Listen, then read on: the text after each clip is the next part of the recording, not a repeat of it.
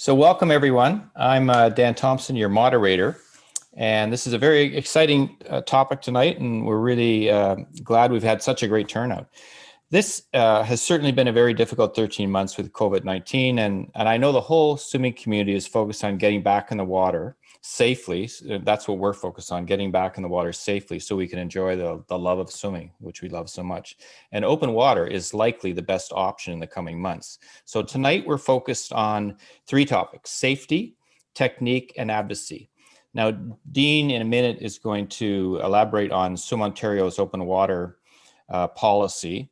But I think it's important to say that we're really here to educate the swimming community about how to swim safely, use proper technique, and thoughts about stewardship and why it's important to keep our lakes clean and accessible. So this is not necessarily an endorsement on cold water swimming or unsupervised open water swimming, but we know you're all going to want to get in the water, so we want to make sure you get in safely. So let's introduce our panelists. So our first panelist is Doug Vanderby, who's the head buckaroo of the North Toronto Masters. I love that title. He's, I would call Doug a cold open water pioneer. He's been at it last 3 or 4 years or more. He's also a fire chief with the City of Toronto. So welcome, Doug. Thanks. Good. Our second panelist is Greg Streppel. He's a Canadian national team open water swimmer, an avid master swimmer. And today, Greg is our technical guru. And Greg's resume is impressive. In 1994, Greg won the FINA World Championships for 25K in Rome. And he's got lots of stories on that, I'll tell you. And he's been also a great pool swimmer. And if you want to, check out Greg on Wikipedia. Very impressive career. So welcome, Greg. And Steve Hulford is our third panelist, and he's a national team swimmer, an entrepreneur. He's the CEO of Underknown. He's a cold water swimmer, often with his daughter, Kate, and has been for a long time an Lake Ontario advocate. And he's the founder of the Toronto Island Swim Invitational. So welcome, Steve. So right now, I just want to turn it over to Dean for a few minutes to just talk about how Swim Ontario operates within the open water environment through the the Swim Club network. Here we go. Good introduction, Dan. Thank you very much. And as I said earlier, Cynthia Pincock from Swimming Canada, who's the sort of a sport and development manager for Swimming Canada. Her portfolios cover off master swimming, but also open water. And so glad for her to be along. And anyways, I'll just carry on to the next. There we go. All right. Quickly, we are bound by our insurance pieces. That's very, very important for the organization of Swim Ontario, but also the organizations of all the clubs that you belong to. Very important piece on that. I'm not going to dwell on that. That's just where we're going. Here's another bit of information, just covering it off.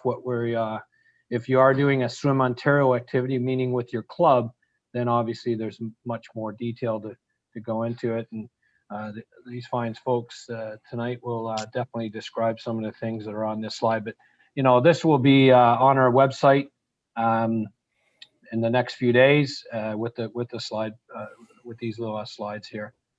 A little bit of open water safety that we go by. Obviously you should have some open water experience, so this will at least be a good introduction tonight. And when we start talking about any Swim Ontario activities, we definitely have things in place. I think one of the things to understand is this is a bit different being in COVID. So there's some other pieces of the puzzle. You have to make sure you're doing things by the rules and make sure that wherever you're going, they're going to allow you to go do it. That's very, very important. So this stuff is all found on our website, and pretty much that. The next piece of the puzzle here is a video that we did back April 9th. Doug led it all. I think it's a really good overview of how to get yourselves into water. It was obviously cold, a little bit of preparation and great advice. Dan and Katie Osborne, who's the chair of the Masters, Swim Ontario Masters Committee, she was there too. And so Doug Doug, I don't know if you want to say anything right now before we kick off, or Dan? Can I do a few little housekeeping notes just before we get into it? So once we get into it, I'm going to pose a series of questions for the panelists, and there is a chat function. So if you have questions, type them in and we'll respond as best we can on the fly or at the end. There were a bunch of questions submitted, and I've sent those all to the panelists, so they'll hopefully try and answer those as they go. I did want to mention there's 2 open water events potentially, fingers crossed, this year, one in Muskoka in July and one in Welland in August. And this webinar is recorded, and it'll be on the Swim Ontario website. There also is a survey that you'll be sent after, so please fill it out if you could. Okay, so this, and maybe I can do a little preface for Doug. We were down on April 9th, I think, and filmed this, and it was a blustery day. So the first couple of minutes, you're gonna have to listen closely because turn your volume up because there was some wind, but then it gets better as you go. And then there was a guy down there trying to use it as a drag strip for a couple of minutes. So you might hear some tires squealing, but otherwise there's some really good content, and I think you'll enjoy it. Doug, do you want to introduce anything about the video? No, let's play the video and answer questions afterwards. Enjoy. I got a 3-part question I can ask. We can go through it, and then once you get it going, we can roll it. Yeah. You want to touch on some questions while I start monkeying around here? That'd be great. Okay. So Doug. Yes, sir. We got sort of a 3-part question here. You know, how do we all ensure we are safe in the water? And so the first part is assessing the environment and the abilities of the group you are with. So, you know, like following proper etiquette in the water, never swimming alone, buddy system. So what are the things that you look for when you're assessing an open water environment? First of all, you got to know the area you're swimming in. First and foremost, you want to know boat traffic. You want to know hazards, rocks. You don't want to go into any area you're not familiar with. That's huge. I think, Greg, of all your open water swimming, would you have anything to add as we go along here? No, you know, I felt reasonably safe in all the open water swimming that I did. I think one of the things you touched on earlier was you just have to be very careful about hazards, including boat traffic, because, you know, swimmers typically hard to spot by boat operators, and especially jet skis. And I think, you know, being visible is really important. One of the things that I mentioned earlier that I joined the windsurfing club down at Cherry Beach, mainly for the parking. But anyway, I talked to a lot of the kite guys, and with cold water swimming right now, majority of the swimmers that are swimming down at Cherry Beach are wearing wetsuits. Majority of the wetsuits are black. And as you mentioned, Greg, jet skiers don't see us. If you're not wearing a floaty, you're putting yourself in real danger. If you're swimming in an area that has any type of boat traffic, windsurfers, anything like that. And I'll make a confession here. Up until last year, I never swam with a floaty. It was just me. Call me an old hockey puck, not wearing a helmet. And last year, when I joined the windsurfing club, I was looking at the kite flyers that have the hydrofoils, carbon fiber hydrofoils. And I don't know if anyone's seen those guys, but they go like 40 miles an hour and they're whipping. And if that hydrofoil hits you, because they don't see you, it will split you in half. And I literally got out of the water, hopped in the car, and went up to Enduro Sport, and I've never stopped wearing a floaty since. And speaking of floaties, outside of visibility, they're also a good place to put keys and stuff when you're swimming. You're not leaving your keys lying around when you get out. I just have to say that part. Think about floaties. If you find yourself in trouble, they're good to hold on to. Although they're not life-saving devices, but it's also they're good to stop and grab onto and catch your breath if you need to. Or if Yeah, the certain ladies group is going out for a swim, they like to chit chat and they all hang on to their little floaties and catch up. No, not us.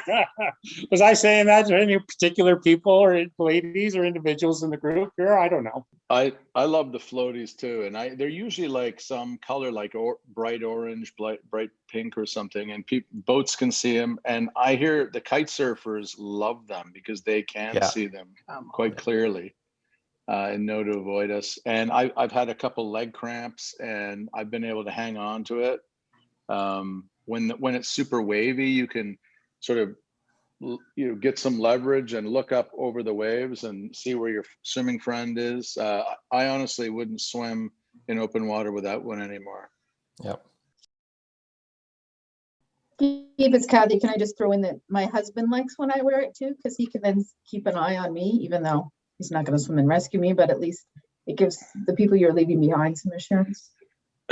Point. Excellent. And also the point of never swimming alone, if at all possible, and swimming close to the shore, if at all possible. And I'll take my iPhone, I'll turn on Strava, and I'll record all my swims. And the phone just sitting in that floaty bag will actually pick up the satellite and record the route you went on.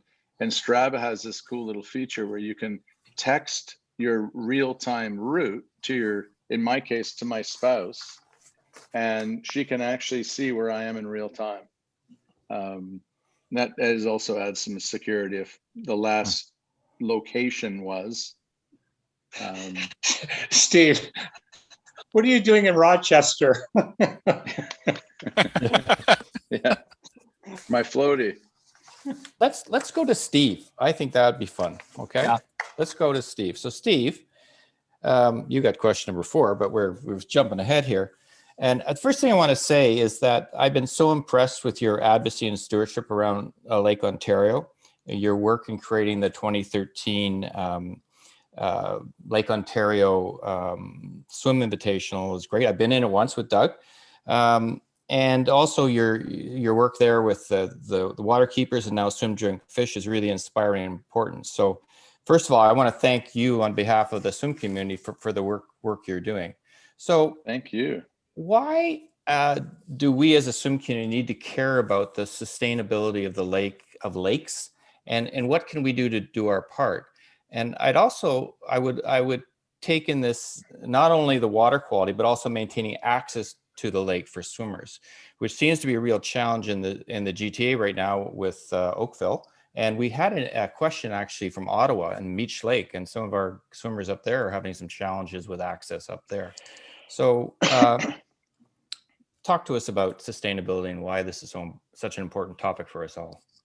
Well, I mean, I got into being, I guess, a friend of what was at the time Lake Ontario Waterkeeper. When we started the Toronto Island Lake Swim, we were looking for a partner, and water advocacy was not really on the radar, but we liked this organization. They were all about swimmable, drinkable, fishable water. And in 2012, I'd long had an interest in Toronto's swimming history.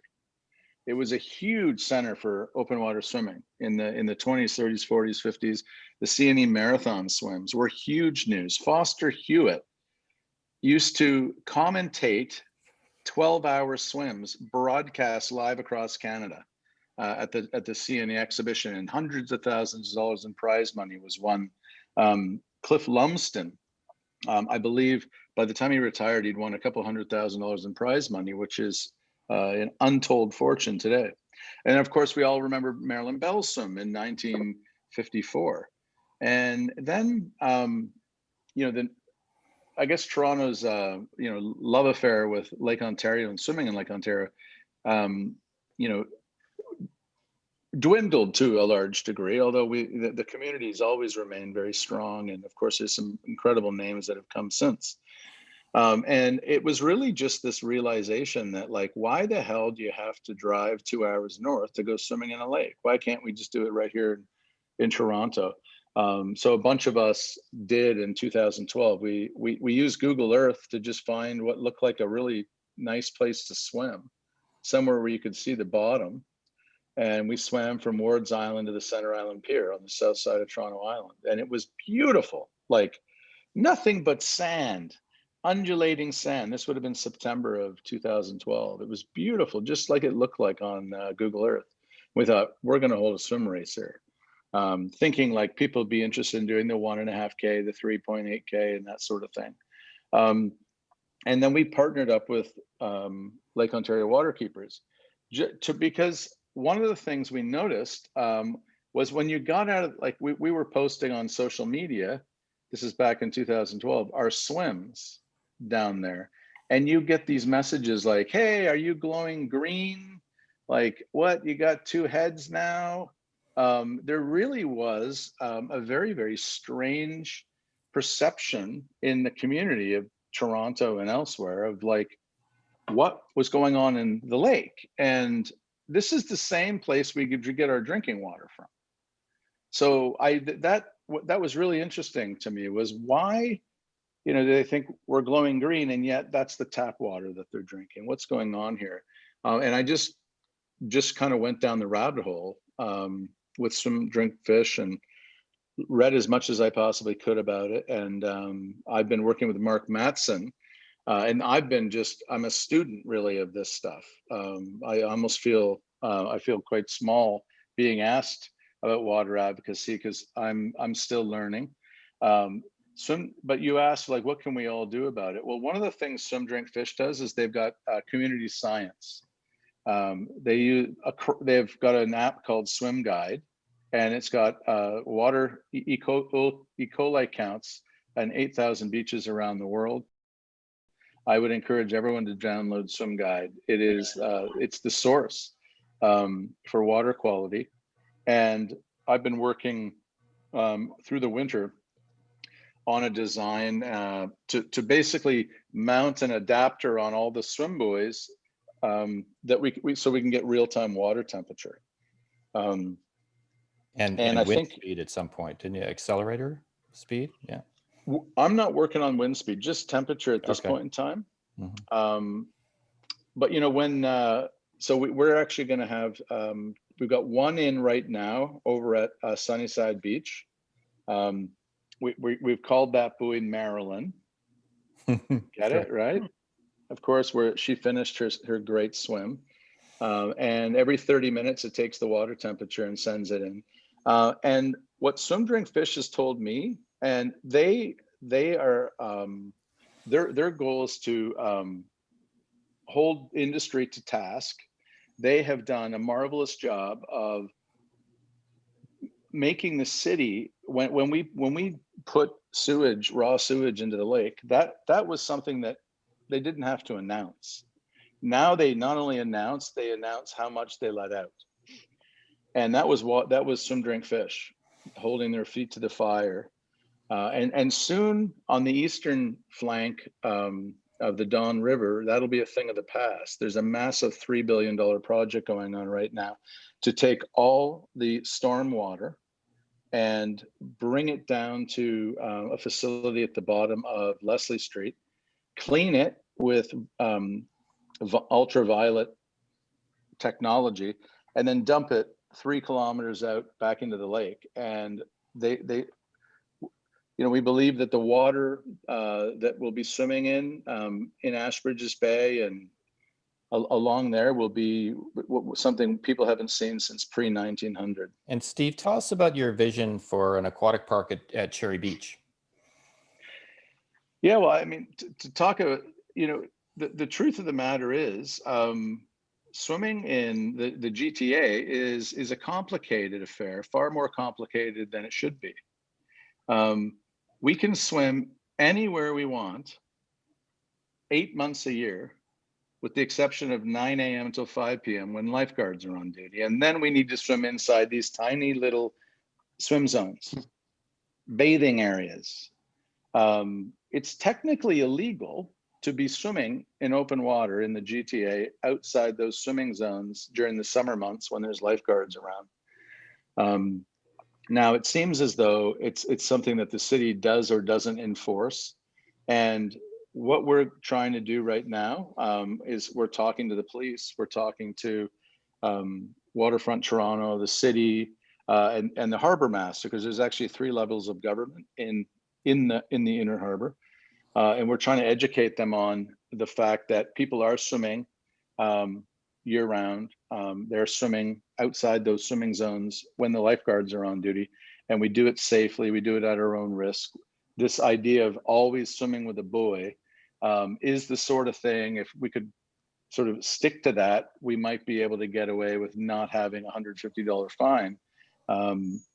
So that's kind of the focus right now. But there's a group called the Friends of Cherry Beach, and we've got the kite surfers, the sailors, the paddle boarders, all these different groups together that use the outer harbor at Cherry Beach, because Cherry Beach is such a special place. It's one of the few places in Lake Ontario that isn't subjected to the turnover. When the lake, our lake can turn over. So, you could be swimming, down at RC Harris, which is such a gorgeous place to swim, and it's 22 and you're loving it. And you're thinking, my God, I wish I'd do this year round. And then you come back the next day and it's 6. What happened? Well, the lake turned, and it happens all summer. It doesn't happen in the winter because the bottom and the top are pretty much the same temperatures. Mm-hmm. But Cherry Beach doesn't get that. So Cherry Beach could be 18 and Ashbridges Bay could be 6. So it is a fabulous place to swim. It's not perfect. It's got it's not a sandy beach. It's a bricky beach. It's landfill, and there's a lot of things that. But it's an area with an immense amount of people using it, and the organizations like Waterfront Toronto are unaware of those usage patterns.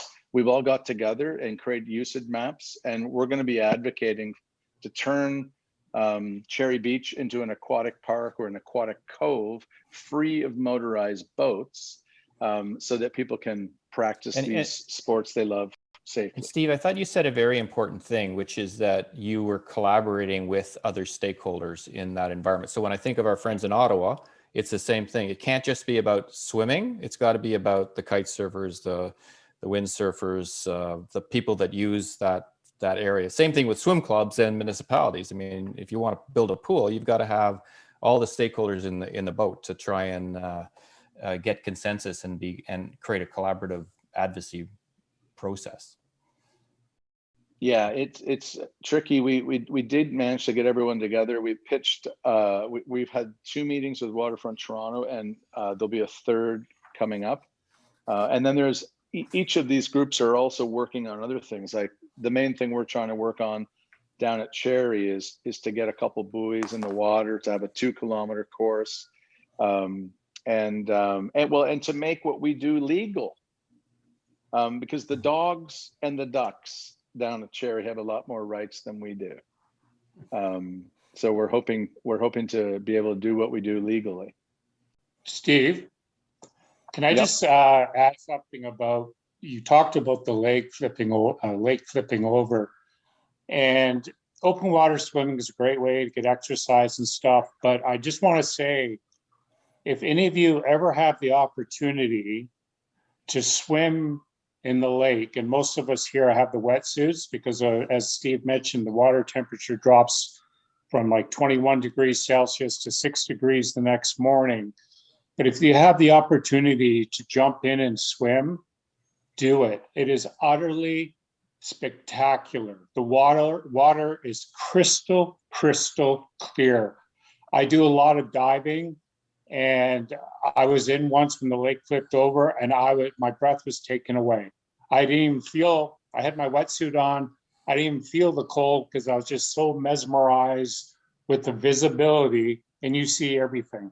And when you swim by the R.H. Harris plant, what do you call it? The geography on the water from rocks to sand is utterly spectacular. I just had to throw that one in. Yeah, no, I echo that. Someone asked earlier around, what do you do to swim safely? Well, I've now been swimming year round, and the cold water months are crystal clear, just like those 6-degree turnover days. April, May, November, December, January, February, crystal clear. And that's the sort of time I love to go and explore new places, because I like to see what's on the bottom. And once I know what's on the bottom and what the topography of the lake looks like, I'm quite comfortable coming back when I can't see. I don't know, Greg, if you ever cared if you could see or not. You must probably didn't see much. I had a lot of races where the clarity under the water was spectacular, and you're right, it's a wonderful viewscape that we don't often see, and when you have really clear water, it just illuminates a part of our world that we're not used to seeing. So it is wonderful experience to be able to do that. It's been pure joy for me, living through a pandemic and then actually visiting another world, one few people ever see, which is this transparent, incredible visibility of Lake Ontario, has been the ultimate way to beat the pandemic. Closest thing to flying. Yeah, I'd agree. And I've got a group up in swimming Lake Simcoe, and it's the same thing. I mean, there's something exhilarating about swimming in cold water when you can see everything, and it's really beautiful. Okay, any last comments? And Dean, are we ready to go, do you think, with this video? Okay, you let me know if you're getting anything here. Okay, hi everyone. We got it. Beautiful, iconic Prairie Beach. God. Talking about open water swimming, and we've got Doug Vanderby, the North Toronto Masters head honcho. Yep. Head buckaroo. Head buckaroo. Oh boy, I blew that again. And we heard him talk about excitement. And so it's what? It's April, so it's cold. Water's about what would the water be, Doug? Right, Probably about 4, 5 degrees, low 40s. So you gotta be careful. Well, we're beside the drag strip here. So when we start, one of the things I want to talk about with equipment is right now, with being April, we want to dress warmer for the cold water, and as the water comes up, we'll start here. We've got Dan, you can be my Vanna. We have 2 types of masks. All right, we have a full face piece mask, and you can breathe through the top, and that prevents the cold water from hitting your cheeks. A lot of open water swimmers right now, beginning of the month, are going with this style because getting your cheeks used to the water, you have to acclimatize, it takes a little time. Once you've got your cheeks used to it, and we're going to talk about that a little later, then we can go with the type of goggles. Dan also has in his hand earplugs. These are the really fancy ones. You can also go to Home Depot and get the foam ones that are like 50 cents. All right, and get those, because you lose a lot of your body heat. You lose through your ear canals in a cold environment. What I like about these, can I just say, is that I was getting, with the cheaper ones, I was getting dizzy. And with these, because the sound can go through the earplug, I didn't have that issue. Good point. Good point. There you go. And you want to hear what's happening around you too. Yeah. All right. Hey, so let's get into, now I'm just going to jump ahead here because it's April. I have a spring suit on underneath a wetsuit. This is Dan's wetsuit, and this is a 4-3 Rip Curl Dawn Patrol suit.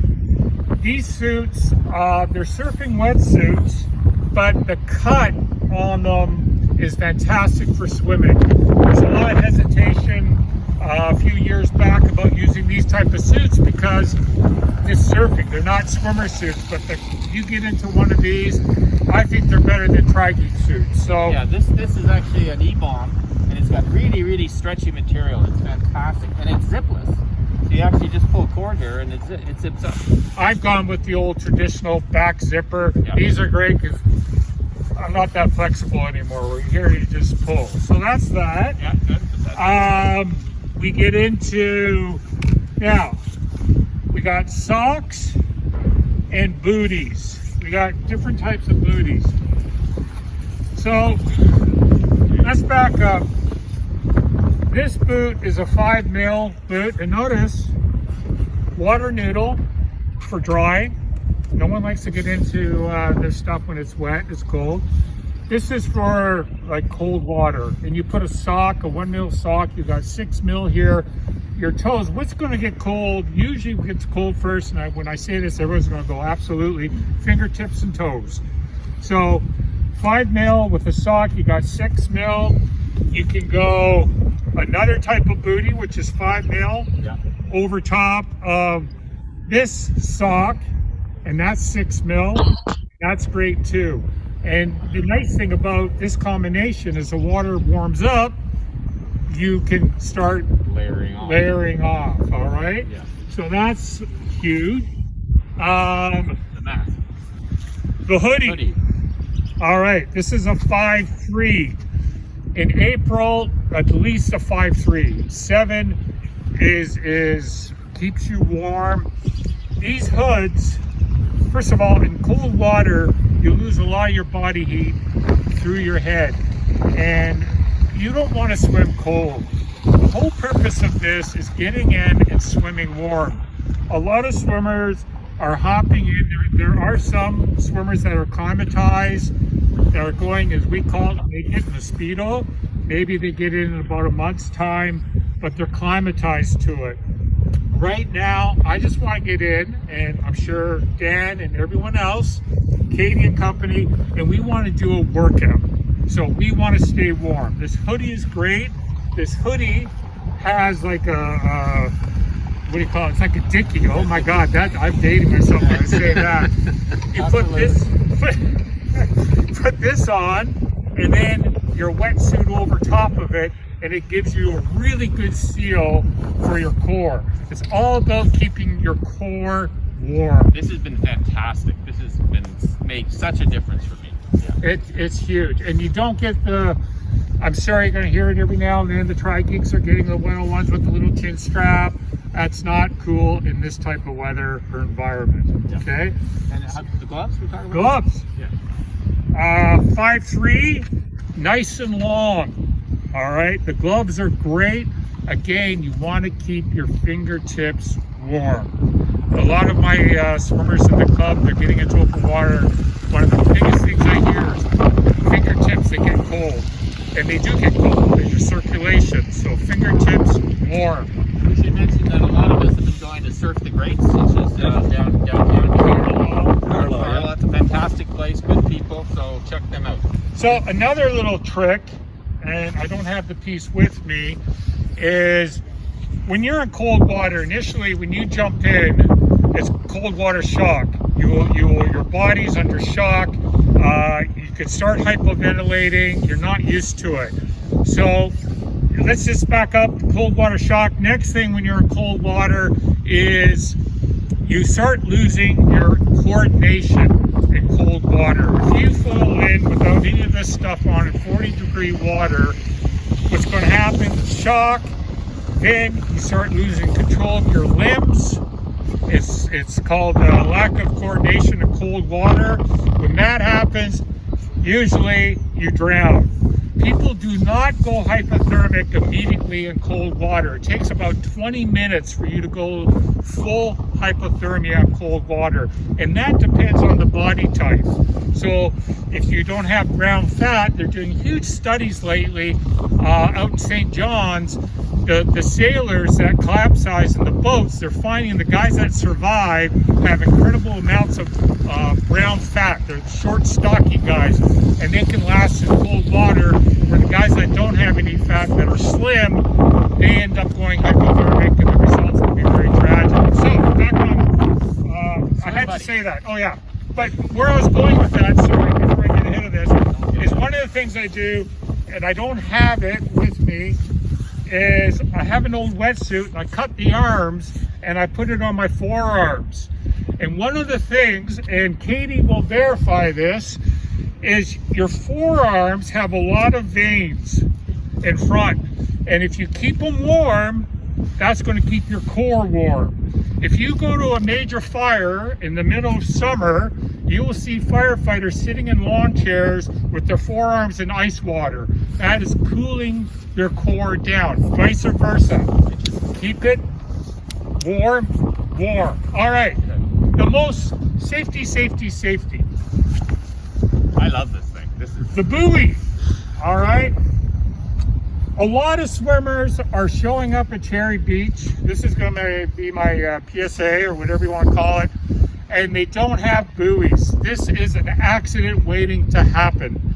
If we take a look, I don't know if Dean, or if you can see, there's lots of windsurfers out there. And if you look at some of them, they are rocking. And a lot of them now are going hydrofoil. And they get up on the water, and if that hydrofoil hits you, it's going to split you in half. I talked to a lot of the guys over at the windsurfing club, and a lot of them are like, it's good that these guys like wearing these buoy markers. A lot of them are complaining that swimmers are not wearing their buoy markers. We're black. Look at the water. All right, you're not going to see someone until the last second. A lot of boat traffic through here. It's very important to know the area that you are swimming in. Cherry Beach is a pretty good area. There's a few rocky areas. You don't swim past the gap. That's a shipping channel. Know the area. All right, that's very important. All right, over here. over here. We got to move one last station. One last little thing. Thank you for putting up. So, here's a cap to go along with our buoy marker. The brake cap, of course, right? Yeah. Yep. You want to get a iPhone or a cell phone case, and you can put your car keys in, so you're not leaving your car keys lying around. You can put them. Some of the some of them have a little thing you can put it in. And this is the most important thing right now. At the beginning of the season, and it's funny, on my Facebook page, I'll say I was in, and I always get this question: how far did you swim? It's not about how far you swim in April. It's about getting your body used to the time it's in the water. So let's say today, this is going to be Katie's first time. If she's in for 10 to 15 minutes, bundled up, not feeling cold, not going hypothermic, that's great. Next time she goes in, she'll go for 15 minutes and then 20 and so on. In a month's time, in May, after we've been in a dozen times, then we're going to start, 20 minutes, 2K, whatever you're going to do. So that's really important. I also have, when you get out, getting in the water is great, but when you get out, if you drive down here, wherever you are, you got a bag, put your wet gear in, make sure you have a couple towels, you can wrap yourself up. Swim jackets, I'm sure a majority of us have these jackets. They're good to put on. Anything to add, Dan? Mine's a classic. Here's a classic, vintage. It still works. 1981, Heidelberg. Wow. 81. That was a few years ago. But okay, that's great, Doug. Now we're going to do another session out in the water where we're going to talk about the start-stop routine in terms of how to get used to water. So we'll be back in a second. Perfect. Okay, so here we are. Now, a couple things before we get in. We got we got Katie here, ladies first, and we got Dano. And I'm going to kind of guide them as they go in. One of the biggest things as you go into cold water, I talked about this earlier, is cold water shock. We don't want to go jumping in here. So breathing, nice steady breathing before you go in. Even though in your wetsuit, you want to have nice controlled breaths. All right, so we kind of got a location here so we can videotape, and we're going to go over here.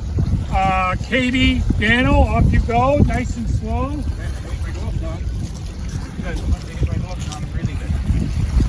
Hey, Dano, remember the gray hair. Great. All right, now we are, where do you want me, Dean? Doesn't matter, anywhere. All right, so, Okay, Yeah, be careful. Be careful. you're all right there? And how do I climatize? Dano, be a gentleman and help Katie. So it's okay, we have to keep our distance. Stay your distance.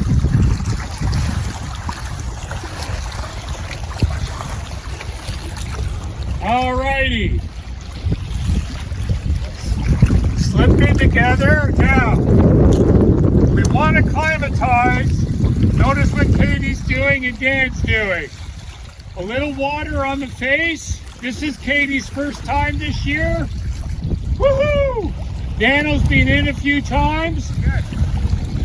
Then you're going to do a little wade in, float around, control your breathing. All right, breathing is very important. I err on the side of caution and safety here. All right, we want to get in, we want to enjoy our swim. We do not want any surprises. All right, Daniel's flipping around. Okay, when you're ready, maybe dump your head in for a couple seconds, then pop up, there you go. Just the goggles, Katie, thumbs up. Now it's important. Then thumbs up. When you're swimming in a group, someone asks how you're doing, thumbs up. All right? Okay. All right, when the two of you are ready, swim into the sunset.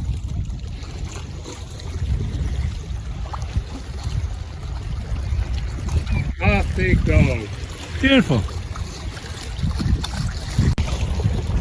Dano! Okay, one of the things that I've noticed, and I've been doing this for years, a lot of swimmers are coming down here and they're swimming 200 meters offshore. And I don't understand why you'd be 200 meters offshore. As far as I know, the water is the same at that depth where Dan and Katie are right now as it is 200 meters offshore. Maybe if you're in a private lake with no boats, that's a different story. But in a public lake, such as Cherry Beach, being out in the middle of the harbor there, I think is not safe at all. Swim close to the shore, 6 to 10 feet of water. If you get into any trouble, you don't feel, you start getting cold, it's just a quick little bop into shore. And there they go. And as you can see by the floaties, highly visible. Yeah, yeah. Highly visible. All right. Now, you want to go join them? I am going to join them. Okay. I'll let you go in. And I got to do my gray hair thing. Yeah, yeah. Got a good shot at the North Toronto cap. That's good.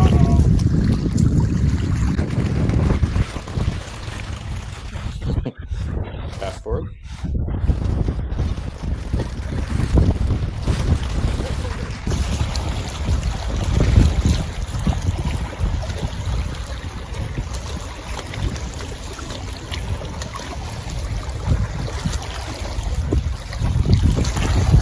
How was your experience today? Fantastic. This is the year you would get out there and swim. It's wonderful. And Katie gave us up. Said you two were great. All right. And Doug. Adaptability. That's what it's all about. Now here's a question for you. You went through the cold water. As we get into May and June, same system, just different dress. Is that right? Yes, absolutely. Just different dress. You find out what. Tri-suits, 3-meal hoodie, take your hoodie off, take your hoodie off. Yeah.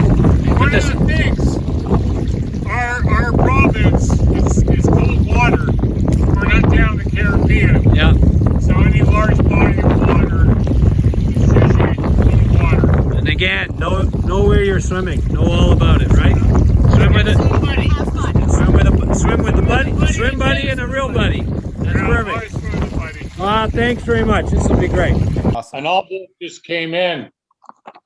It's from the Oscars. Apparently, Swim Ontario won the best documentary. That's good. Right, All right. Ontario. A Star is Born. There you go. Okay.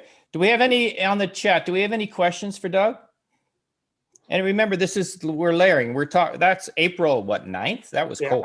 But it's going to get warmer, and then we're going to reduce the amount of gear we have and still observe all the safety protocols that we've talked about. I can't actually see the chat. Does anyone, are there any questions out there that we should deal with right now? I don't see any, Dan. Okay, that's cool. Then don't ask me about anything technical right now. That's right. Well, we can come back. Let's go on and talk to Greg, and then we'll have some open questions at the end. How's that? So Greg, for many of us, this is new. I mean, we were pool swimmers and we're used to swimming in the pool, and this is a new endeavor for many. So we really want you to help us understand some of the principles of good open water technique. And we're hoping you can identify, talking about 4 different areas. So one is just swimming straight and sighting, and I got issues with that myself personally. Optimizing stroke length and cadence, and then principles of good stroke mechanic in open water, with or without wetsuits, and probably waves as well, because that's another factor that comes into play. And finally, aquatic life. Like, there are a lot of people that have issues swimming in dark water where you don't know where the bottom is or what animals are down there. So maybe you could deal a little with that, but just help us understand some of the key principles of open water swimming. Sure. When you talked about swimming straight and sighting, it's such a common thing that's hard to do properly. It's hard to get used to, and it's one of the things that really frustrates people who are new to open water swimming and people who have been open water swimming a long time. So I think, most of us who have done any open water swimming, you pick your line of sight and you take a look and you pick an object that's either on the horizon, on land as a prominent landmark, like a big tree or a tower of some type, or a swim buoy that's part of the course, and you use that to orient yourself. And every couple stroke cycles, you just poke your head up and take a glance, and that reorient yourself if it looks like you're going off course. It takes a little bit of skill to orient that sort of lift of the head and resighting yourself into your stroke count. But with a little bit of practice, I think most people get it down pretty good. Would you do it every 100 meters, every 200 meters? Like, how often would you sight? Well, most open water swimmers who do it for longer distances will swim with bilateral breathing. Mm-hmm. And so every third or fourth cycle, they put their head up just for a glance to make sure. It's really an energy intensive thing to have to keep lifting your head up during swimming. So you want to get good at it. You don't want to do it too frequently. Sometimes waves and splash from other swimmers sort of obscures your line of sight. So some people will, swim a few strokes like water polo players do. But again, that really takes a lot of energy. So I think the key is to sort of get that glance in and reorient yourself using the landmark or the buoy. And with some practice, you just get good at it. I would say to all the race organizers out there, one of the nice things when you're in a race is to have a nice big red buoy or big red orange buoy. It's such a lifesaver compared to, waiting and keep searching for a little red or yellow buoy that maybe doesn't contrast very well with the water. So yeah, the pet peeve I've had of some races that I've done. If things are bad, you can just tread water. If you're not in any big rush, you can tread water, see where you are. And there's nothing wrong with that. And then, as a last resort, if you're in with a pack of swimmers, you can just follow the pack. And if everyone's off course, well, at least you're all off course and no one's lost any time relative to those people you're with. I think the other component to staying on track is bilateral breathing. If you're not used to doing bilateral breathing, it's hard to reorient your stroke. But if you can do it, and if you can do bilateral breathing, I would highly recommend it, because it really balances your stroke out. And I think for people that just breathe on one side in the pool, we unconsciously or subconsciously just auto-correct ourselves when we are constantly orienting ourselves to the line on the bottom and the lane ropes. But without that, if you're doing one arm swimming in open water, I think it contributes to people going off course. Bilateral breathing is also really important for optimizing your stroke. with respect to the length of stroke and cadence as well. Along those lines also is most of us, when we were pool swimmers, our coaches say, get on top of the water, position your body a little bit higher. And that's great if you're doing a 200 or 400, but it's really hard to put that much energy out when you're doing open water, because, typically open water swimmers are not doing a 17-minute swim or less. We're doing something that might be half an hour or an hour, depending, or more, depending upon what you're doing. So if you adopt a lower profile in the water, even though there's a little bit more friction with your body against the water, the energy payout is to your benefit to do it that way. In pool swimming, most of us are familiar with a coach telling us to do stretch and roll. That's really important. And that's important in open water swimming also.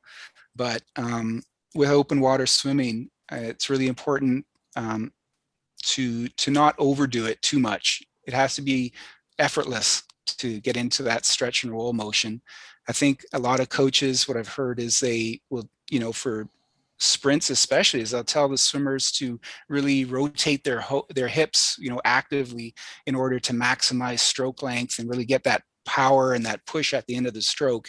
And we want to do that in open water swimming, but we don't want to put any more effort into it than we have to. So, hip roll is important, but it has to be very passive. It just has to be part of your stroke rather than putting an extra effort into your abdominal muscles to make that hip roll go. Like pool swimming, you really got to finish off your stroke. So you want your arm or your hand to come out at your hip. You don't want to be withdrawing your hand prematurely or your arm prematurely, because you're just giving away length of stroke and you're giving away that efficiency. And one of the things I learned when I started doing open water swimming is, when we put our arm into the water, we start to do a press or a grab of the water. And what I found as I did more and more open water swimming is what I do is let my arm not sink, but when I did the stretch and roll, I'd let it glide a little bit longer and let it sink a little bit before I put any effort into the start of my stroke.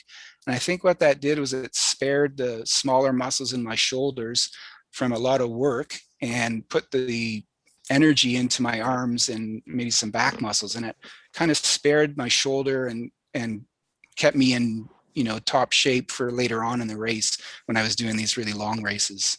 So I think those are sort of the things that I have found to help me the most. Can I ask a question?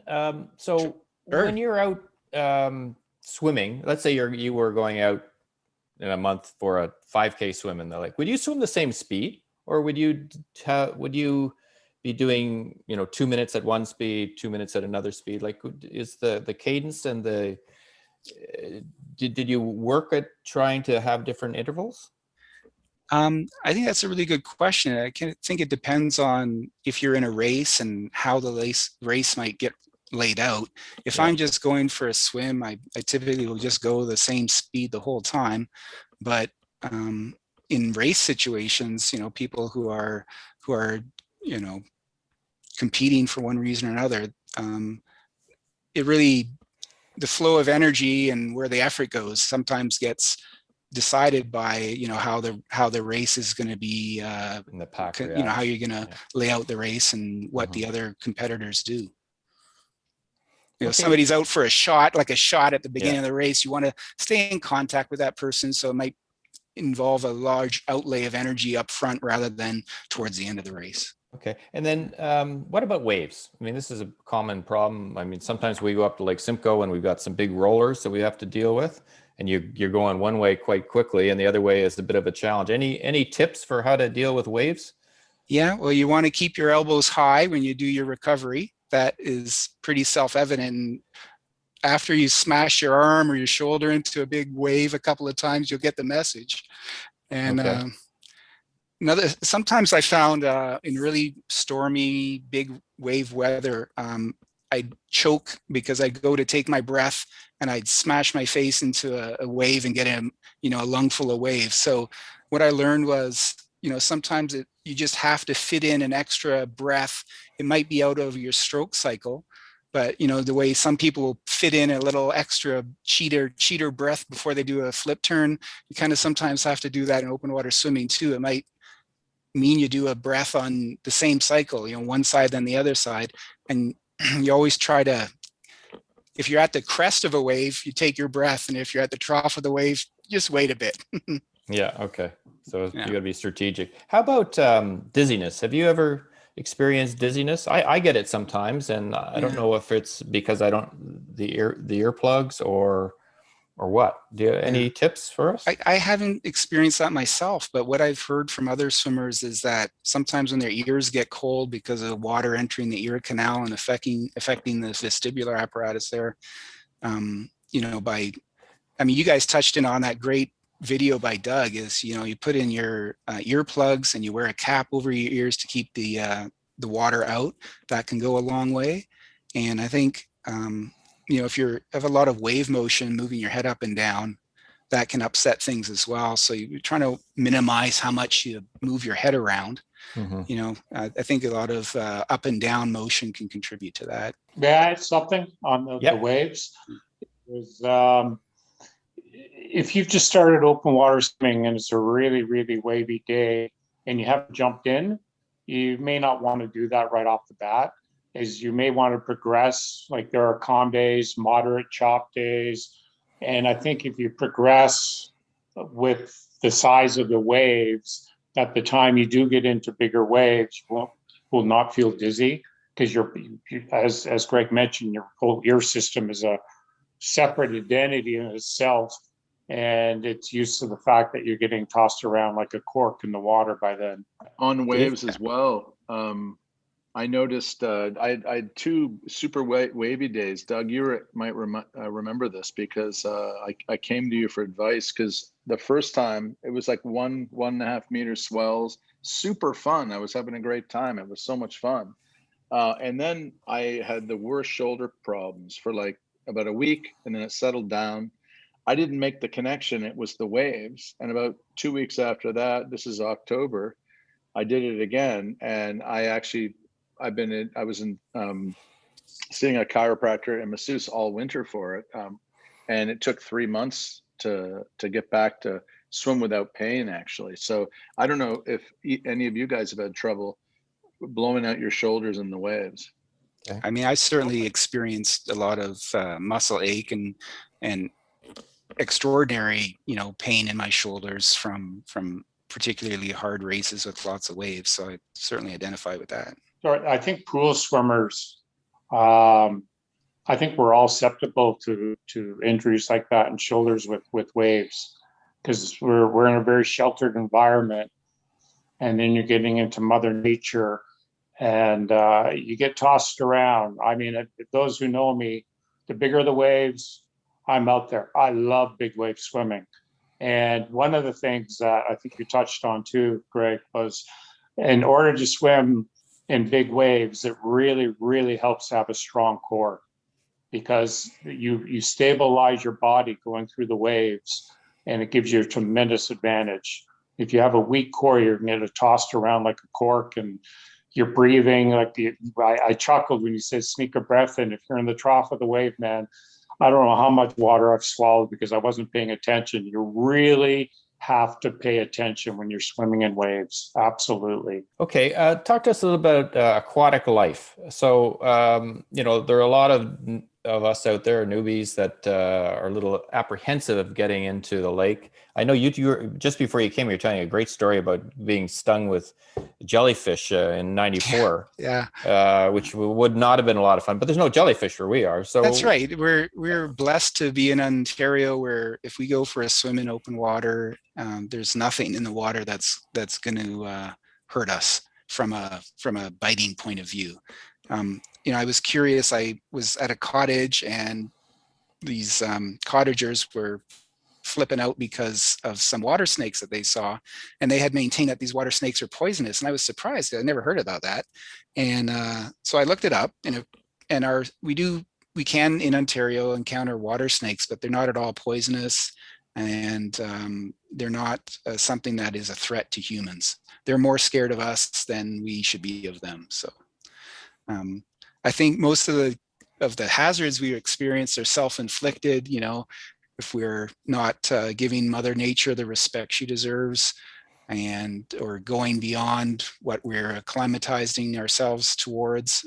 Those are sort of the concerns that I think most swimmers should have, and not fish in the water or other things. I mean, I suspect if you're in an area that doesn't have a lot of good water circulation, you might expect to encounter leeches, but those things you can look for after you do your race, or just avoid those places if you've heard of people being exposed to that. There's lots of good places to swim. We don't have to reduce our standards to swim in places that we don't feel comfortable going.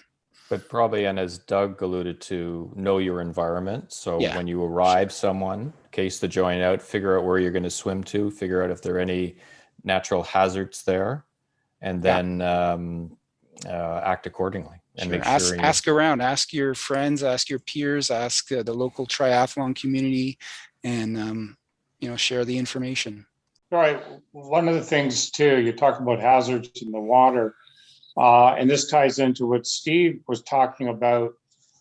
I worked the beaches as a lifeguard for 17 years, and before, I don't know if it was swim, drink, eat fish, whatever that organization was, when it rained in Toronto, all the sewage, all the drains emptied out into Q Beach.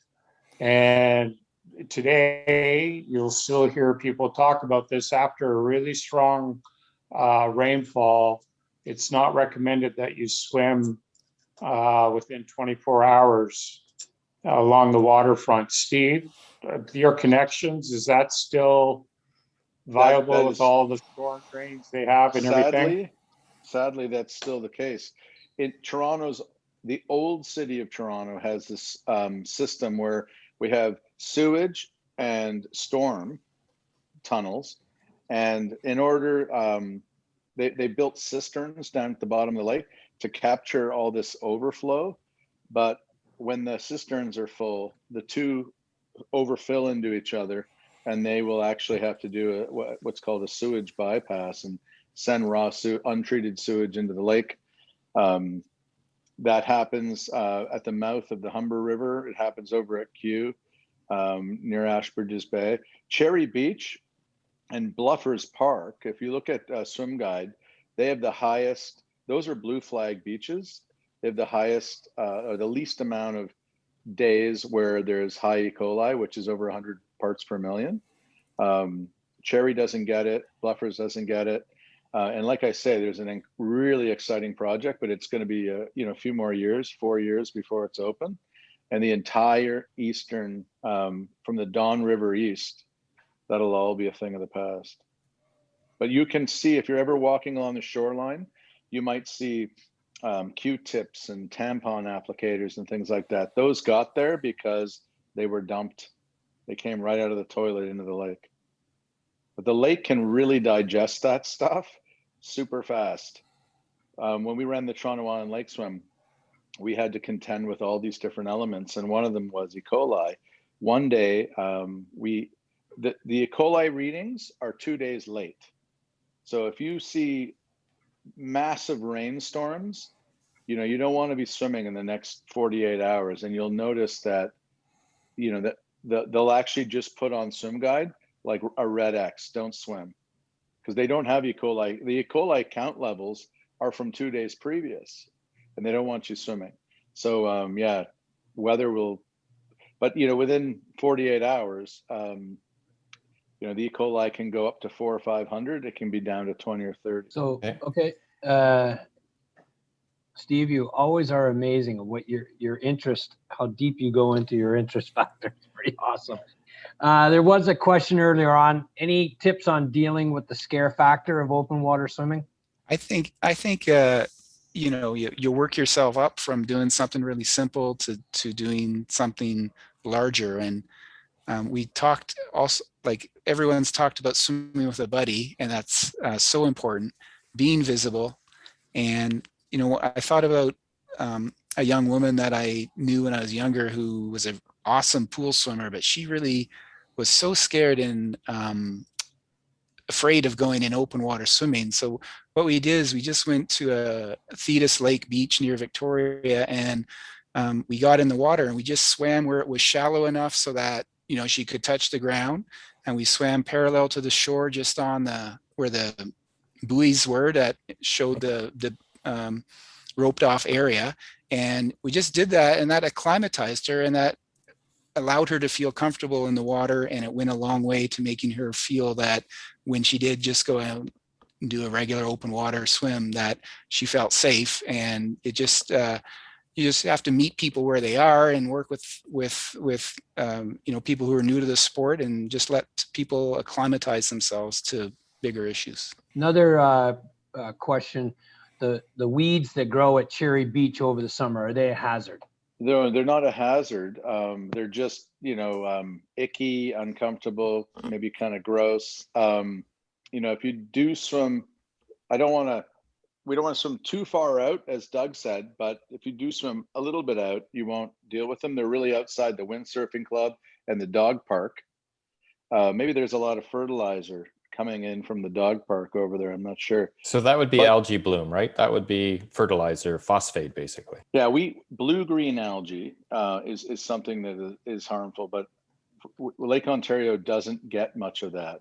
Lake Erie does, but yeah, they're not. It's harmless. It's just weed, just weed, just grass. When you're swimming through weeds, you just try to ignore them.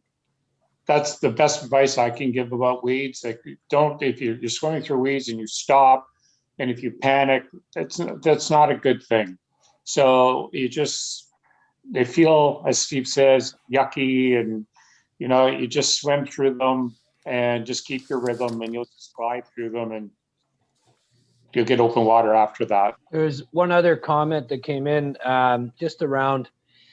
Obviously, you've talked a lot about Lake Ontario. You did mention Lake Simcoe. Obviously, there's the Muskokas, all the and various places down in the Ottawa area. How do you find out where you can actually swim? Where, you know, if it's on a private lake or where the cottages are, obviously you can't just go there without permission. Any tips on that? Well, I've found, actually, if there's a community of open water swimmers, they probably have a Facebook page. There's a Facebook group or something like that, where, because people want to partner up with someone and buddy up. So I've found, I know there's some in Ottawa and in Quebec. There's a couple in Toronto. There's all the way down to Hamilton. You know, just ask around. And then Swim Guide is another great tool, just for knowing, is it safe? Is the E. coli, are they counting E. coli at this beach? If the beach is not on there and they're not counting E. coli, you don't really know what's in there. Okay, that's all the questions I see so far. Dan? There was only one that was in the pre-conference. Someone was asking about a newbie who was interested in getting an open water competition, and they wanted to know how to set goals and how to create expectations. And maybe Greg has some ideas on that in terms of, you're brand new into it, you want to get into open water competitions. We got these 2 events coming up, hopefully. How do you do goal setting when it's pretty easy in a pool when you know you're disciplined, but it's hard when you're in open water. Yeah, I think anytime you experience something new, you have to reset your goals. And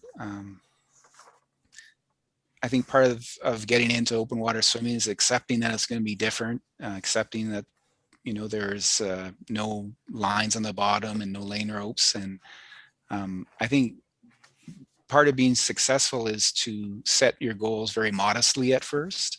And, you know, when I first started doing these sort of really longer open water swims, my coach and I would talk about things and where we wanted to be. And when we set strategy, the first thing we always talked about was, we want to finish the race. We don't want to conk out halfway.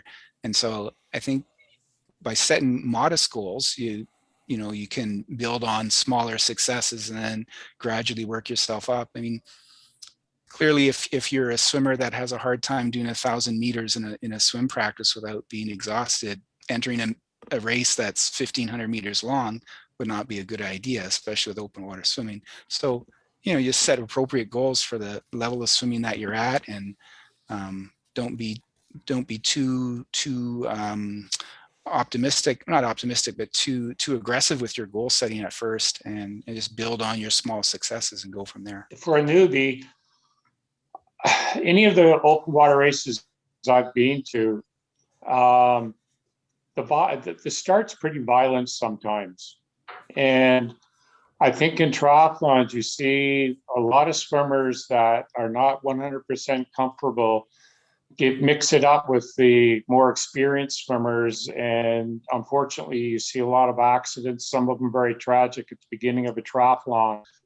So one thing I would say for a newbie getting into open water swimming, then getting into your race is start off to the side, beginning of the race. Greg, am I exaggerating about the start of a race? No, I think Doug, I think you're bang on. I mean, there's so much craziness at the start of a race, and I don't know about other people, but I'm in my 50s now. I have no interest in mixing it up with anyone.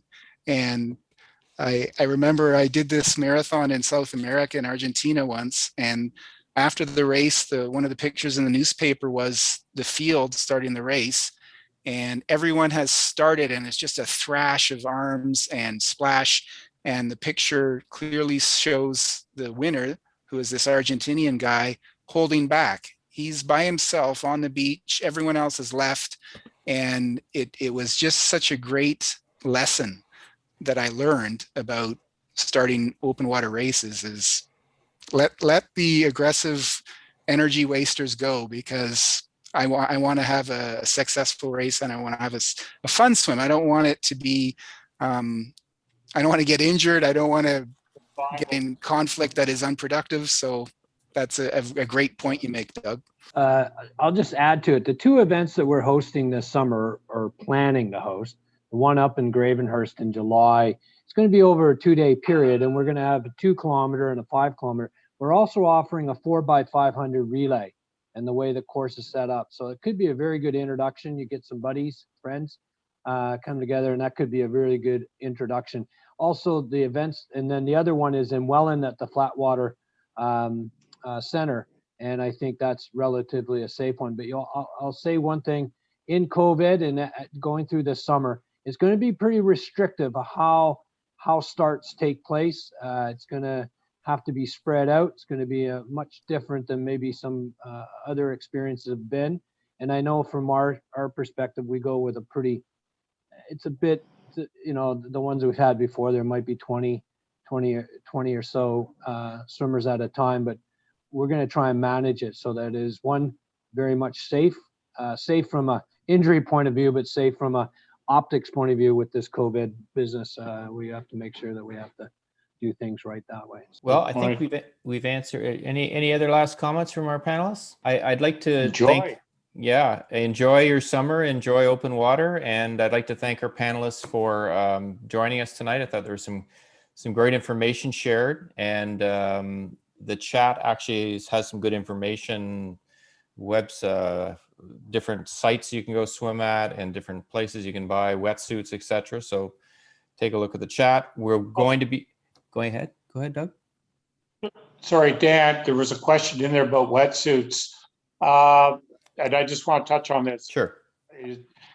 If you can rent a wetsuit and get the size, I think the question was, how can I try a wetsuit on? Yeah, I remember that. Or know the sizing.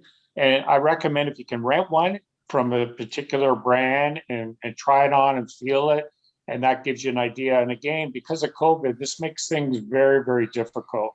Or if you have a friend that you know well and whatever, I don't know, but I do recommend that you try a wetsuit before you buy it somehow, because you don't want a loose fitting wetsuit, because they're the worst. If you get water coming through your suit, it defeats the purpose of what the wetsuit does. Yeah, that's good advice. And I was advised to go a size down if you can, because they they do stretch a bit. So makes good advice.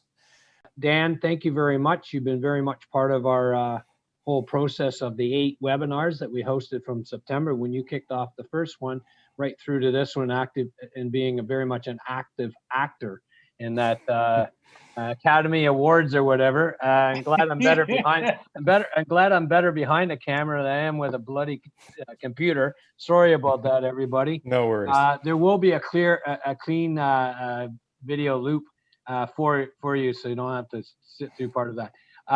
And thanks to Steve, to Doug, and Greg. Great to see you guys. Really, it's exciting. We do have 2 webinars next week, or this coming week, Thursday at noon and at 7:30 at night. Open water, slightly different approach. Going to talk a bit about competitive natures, competitive rules, holding event rules, but also Steve will be on as well. And we'll have some coaching tips from Don Burton, who's our academy coach, but has been part of the open water program. And I want to turn it over to Katie, our Masters, Swim Ontario Masters chairperson, who's been the push on all these webinars. Katie.